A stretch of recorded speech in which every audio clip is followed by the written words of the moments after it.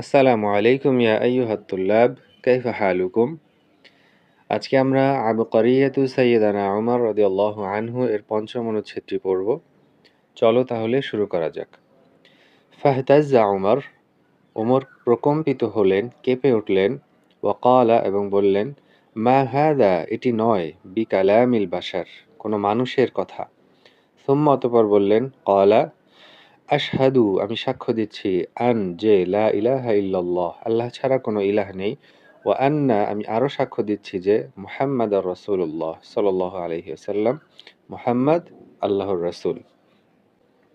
ওয়া ক্বালা, তিনি বললেন, দুল্লুনি, আমাকে পথ দেখাও বা আমাকে নিয়ে চলো, আলা মুহাম্মাদিন, মুহাম্মাদের নিকট। ফাকামা লাহু খাব্বাব ইবনুল আরত, অতঃপর খাব্বাব ইবনে আরত দাঁড়ালেন।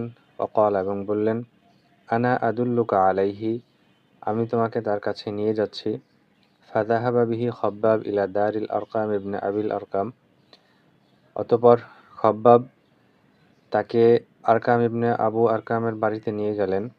ফাতারাকাল বাবা ওমর ইবনুল খাত্তাব, তখন ওমর দরজায় করাঘাত করলেন। ফাকালা সাহাবাতু, সাহাবীরা বললেন, মান, কে? ক্বালা, তিনি বললেন, ওমর, অর্থাৎ ওমর রাদিয়াল্লাহু তাআলা আনহু জবাব দিলেন যে, আমি ওমর। ফাখাফা সাহাবাতু, সাহাবীরা ভয় পেয়ে গেলেন। ওয়াখতাবাউ, এবং লুকিয়ে পড়লেন। ফাকামা হামজাতু ইবনে আব্দুল মুত্তালিব, হামজা ইবনে আব্দুল মুত্তালিব রাদিয়াল্লাহু আনহু দাঁড়ালেন। ওয়াকালা, এবং বললেন, ইয়া রাসূলাল্লাহ, হে রাসূলাল্লাহ, দাআহু লি, তাকে আমার জন্য ছেড়ে দিন। ফাকাল রাসূল, রাসূল সাল্লাল্লাহু আলাইহি ওয়াসাল্লাম বললেন, উতরুক হু ইয়া হামজা, হে হামজা, তুমি তাকে ছেড়ে দাও বা তাকে আসতে দাও। ফাদাখালা উমর, অতঃপর ওমর প্রবেশ করলেন। ফাআমসাকা বিহি রাসূলুল্লাহ সাল্লাল্লাহু আলাইহি ওয়াসাল্লাম, রাসূল সাল্লাল্লাহু আলাইহি ওয়াসাল্লাম তাকে জাপটে ধরলেন।